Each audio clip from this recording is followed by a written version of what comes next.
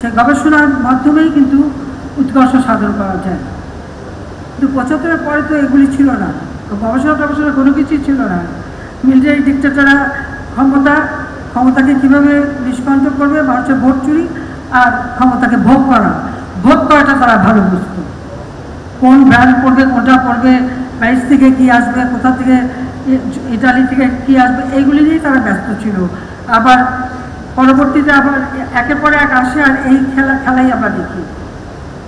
আমরা সরকারে আসার আগেই যখন আমরা বিরোধী দলে আওয়ামী লীগ দল হিসেবে আমরা কিন্তু তখন থেকে আমাদের কি করণীয়, আমরা যদি ক্ষমতা যে আমরা কী করব, সেই বিষয়গুলি আমরা চিন্তা করেছি। আমাদের অর্থনৈতিক নীতিমালা প্রণয়ন করেছি, তাছাড়া আমাদের ঘোষণাপত্র গঠনতন্ত্র তো সেগুলি উল্লেখ করাই আছে। এই প্রস্তুতি নিয়েছি বলেই যখনই সরকার এসেছি খুব দ্রুত তা বাস্তবায়ন করতে পেরেছি।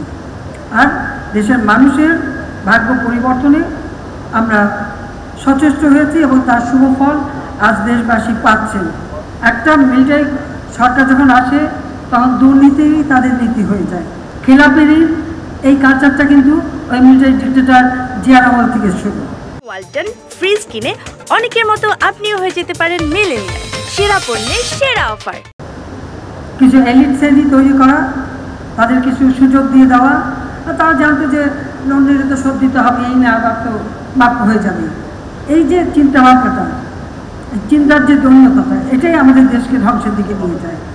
আমরা আসার পরে সেই জায়গা থেকে আস্তে আস্তে মানুষকে সরিয়ে আনতে চেষ্টা করে যাচ্ছি এবং অনেকখানি আমরা সফলকাম হয়েছি।